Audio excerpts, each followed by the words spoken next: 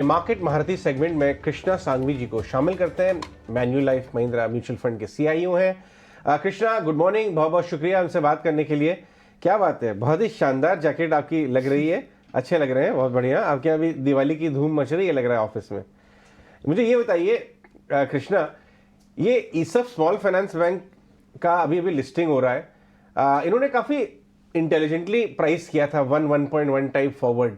In fact एक तो इस स्पेस के बारे में मैं आपसे बात करना चाहूँगा। 25% प्रीमियम आईपीओ जो लकी हुए, बट 75 टाइम था, पता नहीं कितनों को लगा होगा। हमने ऑफिस में तो पूछा तो किसी के लगा ही नहीं है, लेकिन फिर भी।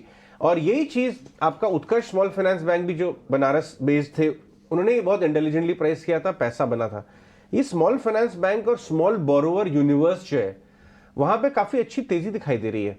आपने कुछ एक्सपोजर लिया हुआ है? जस्ट इस स्पेस के बारे में बात करेंगे। या Ajay, wish you happy Dhanteras, happy Diwali आपको और आपके सभी दर्शकों को। और यस, आपने जो दो तीन नाम बताए, शायद धनतेरस के दिन लिस्टिंग है तो धन तो बन गया उनको जिन्होंने इन्वेस्ट किया था। लेकिन अगर हम स्मॉल फाइनेंस स्पेस के बारे में बात करें, आई थिंक मैक्रो प्रिंसिपल जो आज इंडिया में है कि इकोनॉमी ग्रो हो रही है और स्मॉल फाइनेंस बैंक की अपने अलग कस्टमर बेस है जो वो उन्हें they by default they are giving money to slightly different category of borrowers, और वो सेगमेंट में भी इकोनॉमिक ग्रोथ हो रही है तो कस्टमर बेस भी लोन लेंगे, they will repay. So opportunity बहुत लार्ज है इंडिया में in a financial service space. Always the only area can be कि हम वैल्यूएशन को कैसे देखें और वैल्यूएशन सपोर्ट करती है कि नहीं प्राइस को। लेकिन जब बिजनेस अपॉर्चुनिटी देखे तो yes, I agree. Small finance bank लो या लार्ज बैंक लीजिए, इंडिया में अपॉर्चुनिटी काफी बड़ी है क्योंकि इकोनॉमी ग्रो हो रही है। और एक एक चीज हमें याद याद रखनी चाहिए कि अगर हमारी इकोनॉमी आज 3.5 3.7 ट्रिलियन से अगर 5 6 7 10 होने वाली है, तो इसमें कंजम्पशन का काफी बड़ा रोल हो सकता है। क्योंकि without domestic consumption growth economy की इतनी बड़ी प्रोग्रेस पॉसिबल नहीं है। एक हमारी जो एक मैक्रो प्रिंसिपल रहती है कि one man's expense is other man's income. इसीलिए ये सबके हित में है कि जैसे लोग ज्यादा कंज्यूम करेंगे, किसी और की इनकम बढ़ेगी, जिनकी इनकम बढ़ेगी वो और कंज्यूम करेंगे। So that principle of economy continues. So yes, small finance space as a sector is a very interesting space, and yeah, valuation subject to that, money should be made there. Yes. बढ़िया। One man's expenses other man's income, क्या बात है, बहुत अच्छा। आपने एक हमें सीख दी कृष्णा। मैं ये आपसे बात करना चाहूँगा कि जो पावर सेक्टर है, सबसे ज़्यादा ज़बरदस्त तेज़ी। इनफैक्ट अभी मैं आपके मित्र क्रिस वुड के साथ बैठा था, काफ़ी लंबे समय चर्चा कर रहे थे, और उन्होंने एक फीडबैक दिया कि पहले तो उन्होंने बाजार को डरा दिया, ये कह गया कि अगर पॉलिटिकल इन्वायरमेंट में कोई बदलाव आने का अंदेशा बाजार को लगता है तो 25% बाजार घट जाएगा। लेकिन उनके एक नीचे छोटा उन्होंने डिस्क्लेमर दिया था, जो पिंक पेपर्स ने कैप्चर नहीं किया, कि अगर इसकी वजह से बाजार घटता है तो जितनी बड़ी पोजीशन आप ले सकते हैं ले लीजिए, क्योंकि स्ट्रक्चरली इकोनॉमी हमारी तेजी में। इन्होंने मुझसे ये भी बताया कि पावर सेक्टर में बहुत पोजीशन होना चाह रहे हैं लोग, मिस कर गए पावर सेक्टर। आप पावर सेक्टर के कौन से वैल्यू चेन में कि कौन सी तरफ ज़्यादा पॉजिटिव रहेंगे?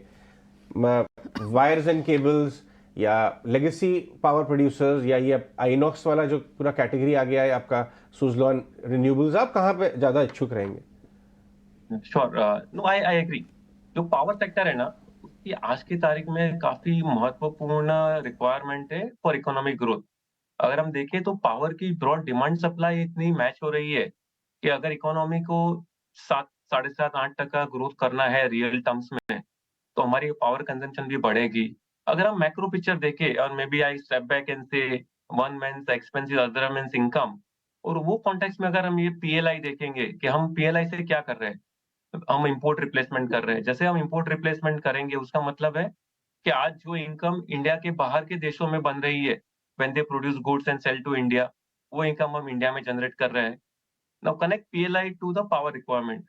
अगर आप जो चीज इंपोर्ट रिप्लेस कर रहे हो तो उसका मतलब है भारत के बाहर के कोई देश में पावर कंज्यूम हो रही है, वहां से वो प्रोडक्ट बन रही है और फिर वो इंडिया में कंज्यूम हो रही है। तो अगर वो प्रोडक्ट इंडिया में प्रोडक्शन होना चालू हो जाएगी, which is what we are seeing. जैसे आईफोन के बारे में हम देख रहे हैं अनाउंसमेंट कि Apple is just increasing the production. तो जैसे एप्पल की प्रोडक्शन इंडिया में बढ़ेगी, वो प्रोडक्शन के लिए पावर कंजम्पशन चाहिए. So power consumption in India will go up because of partly PLI, partly our own lifestyle upgradation, more ACs will be sold, more washing machines will be sold.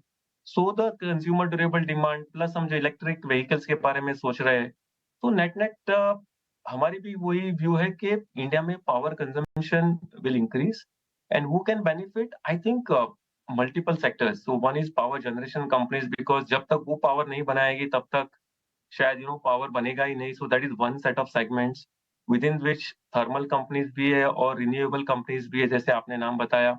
तो renewable companies also can do well because India की जो incremental focus है because of environmental compliance और net zero transition, शायद ज्यादा power capacity in terms of gigawatt installed gigawatt will be more in solar and wind. That is one segment. Second segment है कि जैसे power consume होएगा, जैसे आपने बताया कि power cables is another next segment. कि पावर बनेगा तो कंज्यूम होएगा एंड जब कंजम्पशन होना है तो आइदर ब्रॉड कनेक्टिविटी और लास्ट माइल कनेक्टिविटी के लिए केबल्स चाहिए, पावर ट्रांसफॉर्मर्स चाहिए, पावर सबस्टेशन चाहिए. सो जो पूरी इको चेन है पावर की वो बेनिफिट करेगी. और तीसरी सेगमेंट है वो शायद इक्वली इंपॉर्टेंट है, is a power finance companies. क्योंकि अगर इतना बड़ा कैपेक्स इंडिया में होना है फॉर पावर सेक्टर तो capex has to be funded. Government की खुद की जो प्लानिंग है, प्लान डॉक्यूमेंट है, कुछ 300 gigawatt power capacity has to be added in next 8 years और सो. तो उसके एंगल से हम देखेंगे तो power capex will rise and power finance projects will require money from lenders. So I think वो भी इक्वली पावरफुल सेगमेंट है कि जहाँ पे long term visibility of lending cycle and luckily asset quality is pretty good. So that's the three separate piece, where हम power sector में participate कर सकते हैं.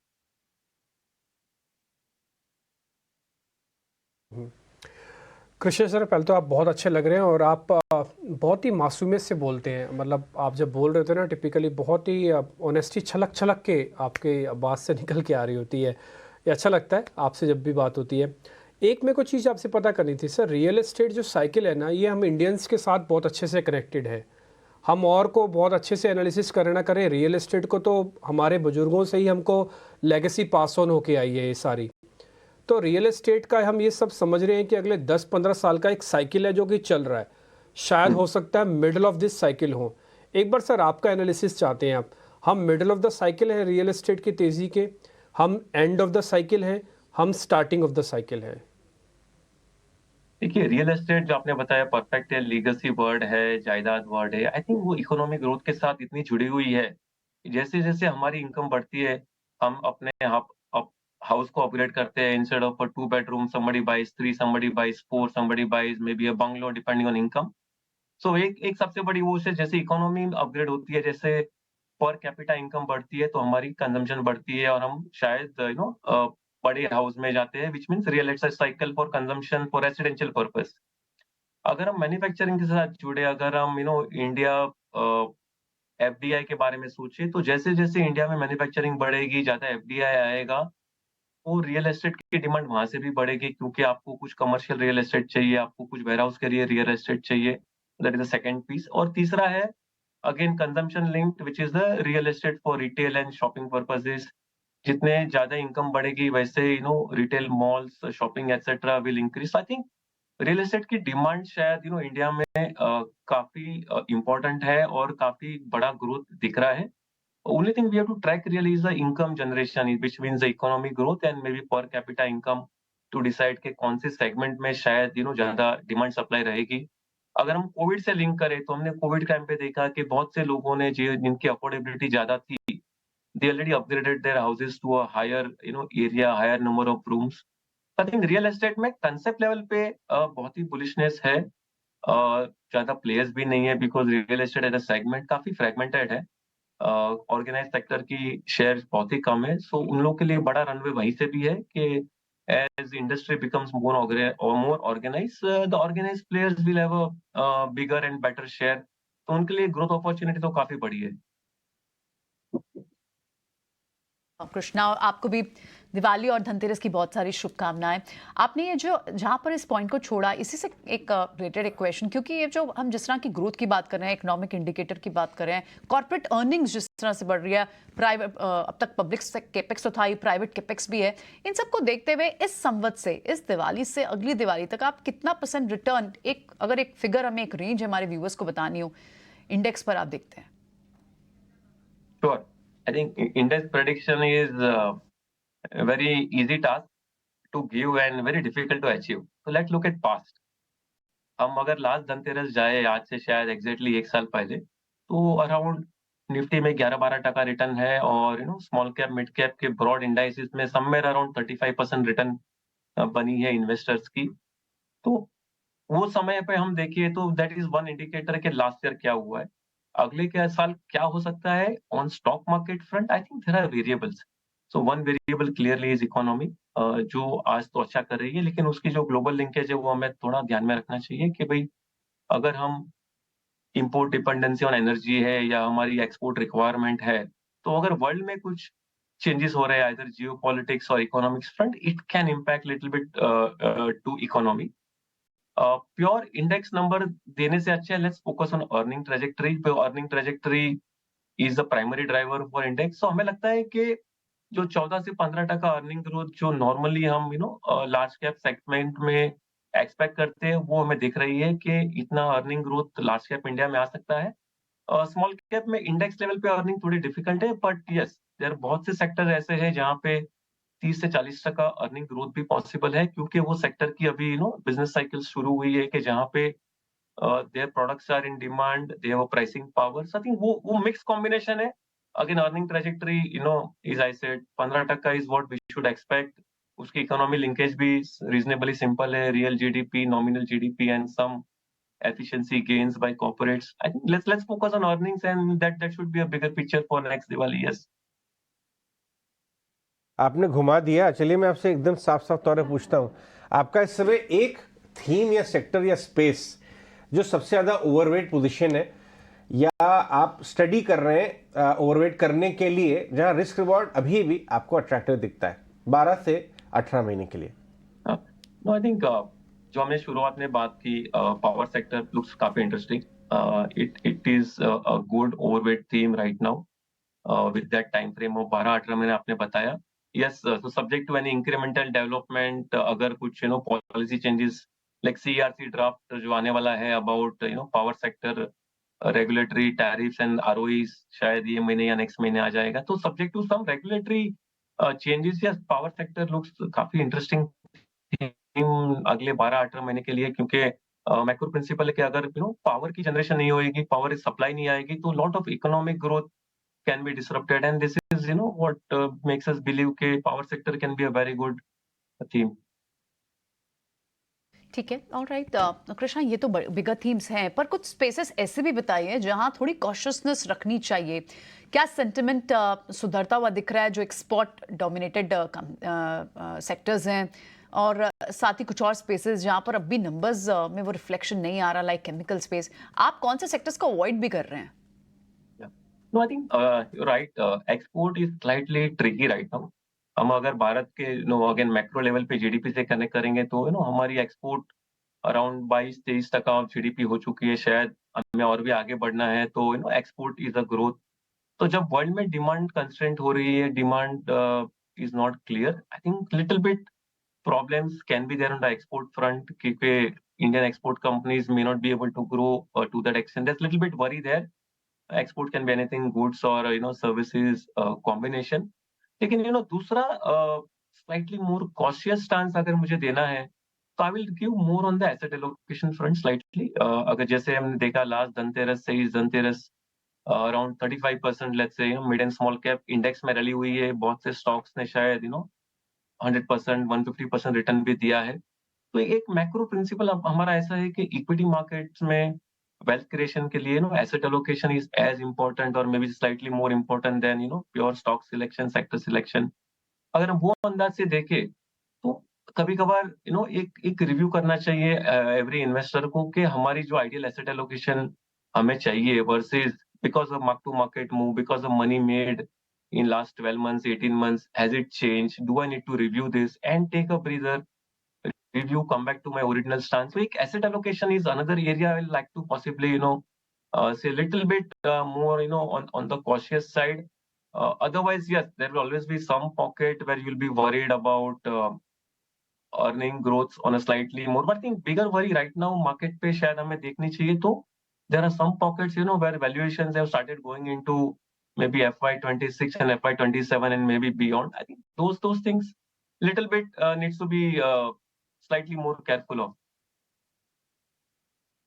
ठीक है, ये फार्मा स्पेस में हमने देखा है कि नंबर्स की क्वालिटी बड़ी अच्छी आ रही है कृष्णा। आपका अगर आप नंबर्स देखें और बिंदु के बहुत 30-40% का बीट था एबिटा में जो बाजार पकड़ के चला था। कमेंट्री लुपिन की भी ठीक आ रही है। यहाँ पिरामिल फार्मा भी अपना वर्स्ट शायद पीछे हो गया, अब आगे की गाइडेंस अच्छी दी है।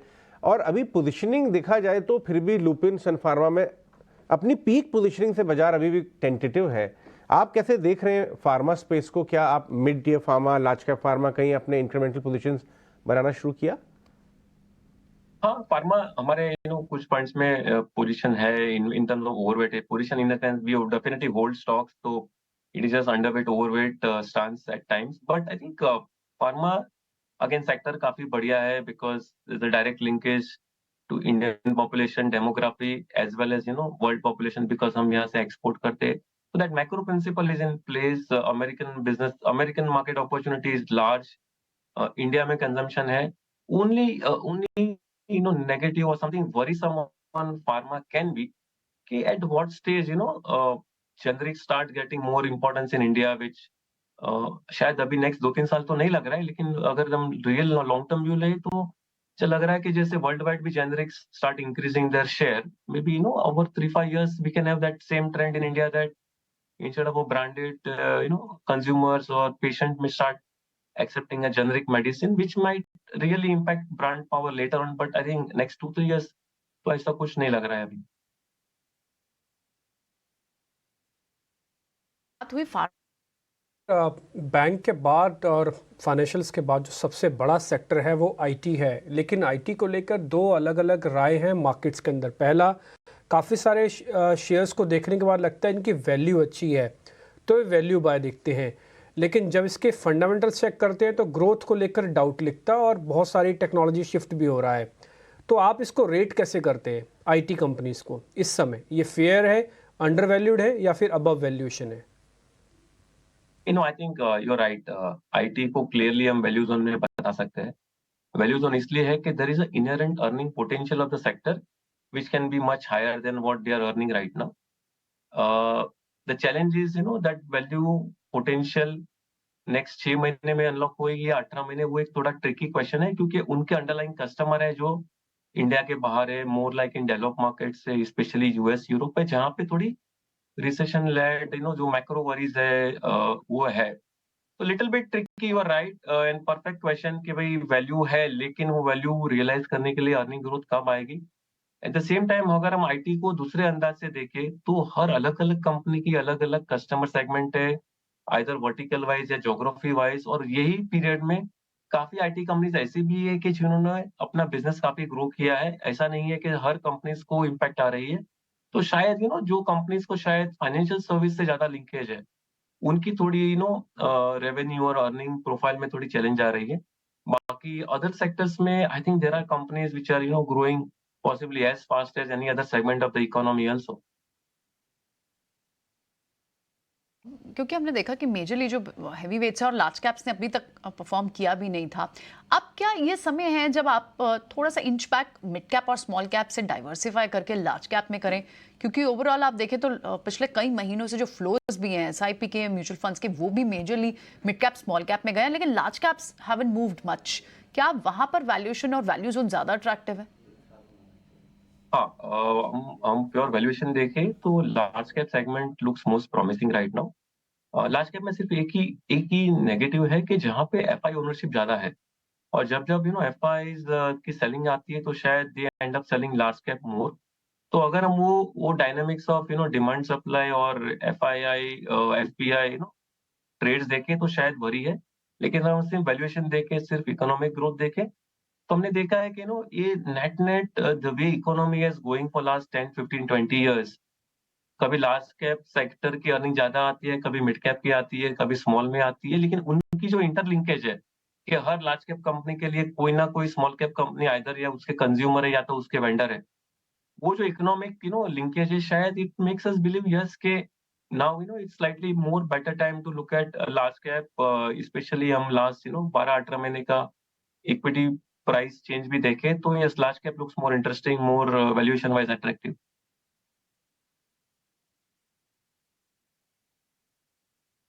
कृष्ण सर, बहुत बहुत शुक्रिया, थैंक यू वेरी मच। आज आपने टाइम निकाला, हमने आपसे आज थोड़ा एक्सटेंडेड टाइम लेके आपसे ज़्यादा क्वेश्चंस पता किए हैं, आप भी थक गए होंगे। सर बहुत बहुत शुक्रिया, और दिवाली की आपको, आपकी टीम को, आपके परिवार को ढेरों शुभकामनाएं ईटीना स्वदेश की पूरी टीम की तरफ से। सर बहुत शुक्रिया, थैंक यू वेरी मच आज समय निकालने के लिए, थैंक यू।